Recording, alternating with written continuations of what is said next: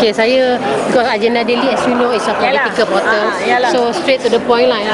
Okay, boleh kami ingin meminta lah pandangan secara umum Tan Sri mengenai kepimpinan wanita UMNO dan puteri sekarang yang ramai yang katakan semakin lama semakin tak bermaya. Saya pun tak banyak terlibat kan, kerana saya rasa terpulang daripada mereka dah milih kepimpinan masing-masing, maka mungkin cara kepimpinan berbeza lah. Kalau berbeza tu sama ada baik atau tidak tu terpulang lah pada ahli-ahli menengok kan.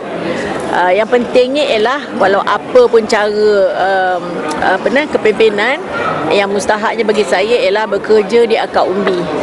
Saya pegang teguh bahawa politik UMNO dan Barisan Nasional dan apa juga politik lah bergantung kepada kekuatan kita di akar umbi.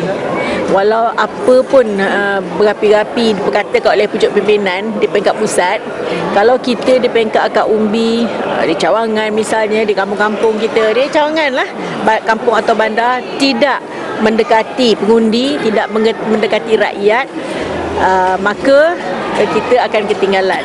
Ini saya bezakan dengan kepimpinan di pusat dan kepimpinan di akar umbi.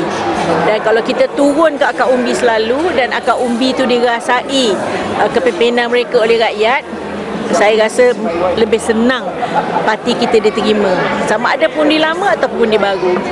Masa zaman Tan Sri dulu, Tan Sri perkenalkan program 3K ke something like that yang turun 210.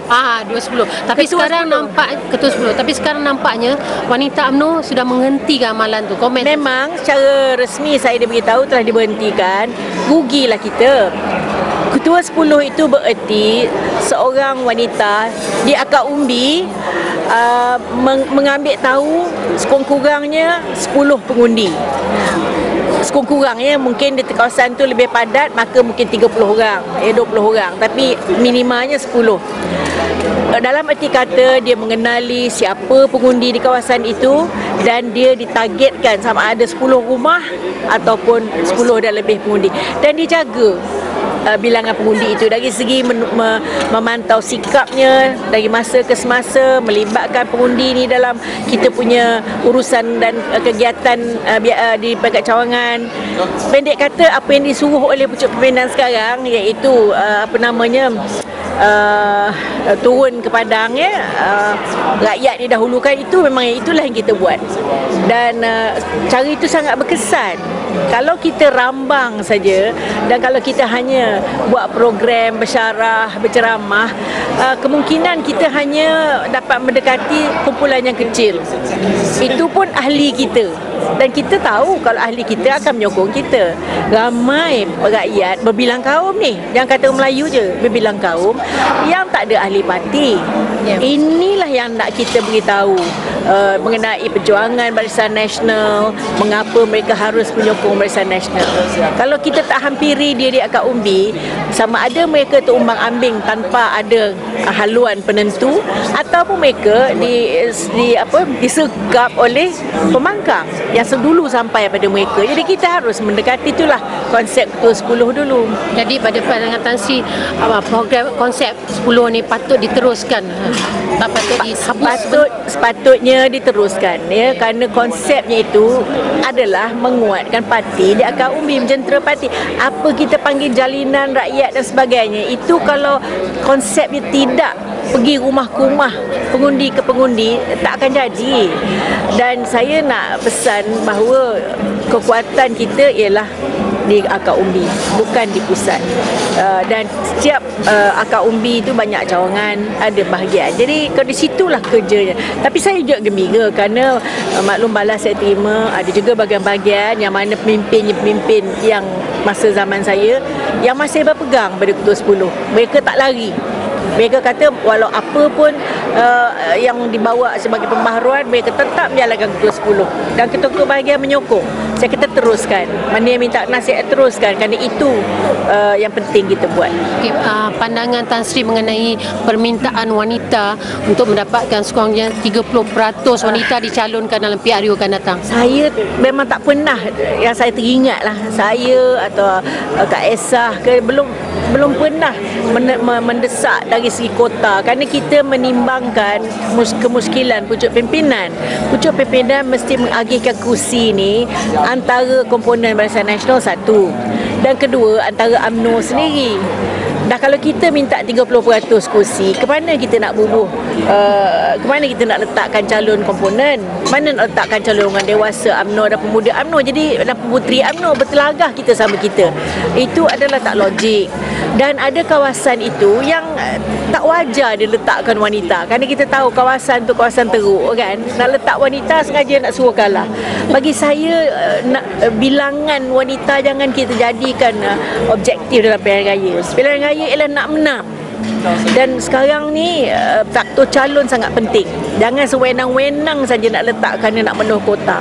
Kalau calon tu tak diterima, macam ketua wanita sekarang pun kalah di pantai. Jangan kita lupa tau. Kalah di pantai itu harus menjadi tauladan. Menteri, bukanlah saya nak mengata ini hakikat dan kita lari. Jadi kalau minta kota saja kita kalah buat apa? Masa tak minta kota pun ketuanya kalah Syarizat. Apatah lagi kalau minta pula kota di tempat yang susah nak menang. Jadi di pantai kalau letak lagi calon wanita mungkin kalah juga. Kalau timbalan naik ketua wanita dulu pun kalah kan menteri. Jadi kena logik. Saya tak pernah mendesak dari segi itu. Banyak lagi perkara yang harus kita buat, iaitu memastikan parti menang, memastikan barisan menang. Bagi saya itu. Biar kita bertolak ansur, kerana tak guna ramai wanita bertanding, kalah, dan kita jauh ke Allah tak dapat menubuh kerajaan di negeri dan sebagainya, atau majoriti berkurang. Jangan sekali-kali. Itu dulu kan. Kita tak jadi calon pun tak apa, menumpang. Kita menumpang faedahnya apabila Barisan Nasional menang pilihan raya, kerana kita sebagai rakyat. Takkanlah sebagai kita wanita jadi calon, jadi wakil rakyat baru kita nak dapat nikmat pembangunan. Kalau begitu tak payahlah kita ambil orang lelaki, ambil wanita semualah. Tadi Tan Sri bercakap mengenai kuota wanita. Bagaimana pandangan Tan Sri mengenai parti-parti komponen BN seperti MCA dengan Sama MIC? Dia orang kalah seat, tapi dia demand so much. Itu pucuk pimpinan lah punya ketentuan ya. Namun tentu sekali pucuk pimpinan kita akan menimbangkan di mana wajar kursi itu diberi kepada parti mana. Sungguh pun mereka kalah, harus diingati mungkin masa dulu tu calonnya tak betul, atau salah calon, atau mungkin dulu senarionya, environmentnya tidak menyebelahi kita sesengah kawasan. Jadi kali ini bila kita lihat ada masanya, tempat-tempatnya yang calon-calon Barisan Nasional selain pada UMNO boleh diletakkan ya, calon tradisi mereka, kawasan tradisi mereka, rasa saya tak apa. Tapi yang mustahaknya kita ni wanita kerja. Kalau calon tu MCA sekalipun, kita wanita UMNO situ, kita mesti sokong. Dan begitu juga calon komponen yang lain. Kalau pun orang UMNO bertanding, orang Cina di situ, MCA, gerakan PPP, mereka harus menyokong. Ini semangat dalam Barisan Nasional lah. Pandangan Tan Sri mengenai plan yang Ahmad Muhammad dan Menteri mahu hanya memilih winnable candidates. Memanglah, memang itulah seharusnya dipikirkan, winnable candidates. Masanya di mana kita letak songkok pun boleh menang dalam pilihan raya sudah berlalu, berdekat dah dulu. Jadi sekarang tidak hanya kita letak calon yang profesional ataupun yang muda ataupun yang hebat, nampak hebat bercakap lah kan. Tak jadi. Kalau tak diterima pengundi, dia menteri pun ditolaknya. Jangan lupa. Jangan berapa menteri kalah dulu. Dalam keadaan sekarang yang orang kata Melayu berpecah tiga semua, sekiranya diadakan PRU pada periode masa, adakah Tan Sri berpendapat BN sudah bersedia? Saya rasa belum sedia penuh. Bagi saya lah, mengikut maklumat saya tak terima. Dan saya selalu tekankan bahawa persediaan kita ialah kerja di akad umbi. Saya hanya tahu pengalaman saya dengan Perdana Menteri yang dulu-dulu ya. Tiap kali sebelum pilihan raya saya akan briefing beri briefing pada mereka, mengatakan kita dah sedia atau kita belum sedia. Dan saya mengaku kalau kata wanita belum sedia, sebulan 2 lagi baru sedia, pasal kita belum habis stage terakhir ketua 10 ni tadi, belum pantau. Kita nak pantau katakan 3 kali, baru 2 kali ada setengah bahagian tu lambat sikit atau bahagian tu besar, maknanya belum komplit lah, baru 75% komplit. Tak ada lah kita bagi apa angka pemantauan pundi kan. Dan cara begitu barulah pucuk pimpinan dapat menghayati sama ada benar-benar kita bersedia atau tidak. Kerana pada masa dulu dihayati bahawa gerakan di akar umbi itu memang penentu utama. Apa juga ucapan pucuk pemimpin di Kuala Lumpur ataupun di majlis ceramah besar-besaran, tidak seperti kita pergi bertemu muka setiap pengundi. Dan ini makan masa dan harus dimobiliskan semua jentera di akar umbi, bertemu pengundi tau, satu persatu, mencari siapa yang tak ada di situ. Kalau dia tak ada di rumah tu, di mana dia pindah, kalau pindah ke mana, supaya kita boleh kesan dia. Kalau daripada Kuala Kangsar dia dah pindah ke Gombak, boleh kita kata berwanita Gombak. Ada tak orang tu kat situ? Tentu ada kan. Boleh kita bantu pula. Kalau tak buat macam itu, akan ramai pengundi yang tak dapat kita cover. Dan keduanya, kita tak akan mantau sikap dia. Dia ada situ tapi kita tak tahu di mana. Dan kedua, kita tak tahu dia menyebelah mana. Tiba-tiba tahu kita dah kalah aja.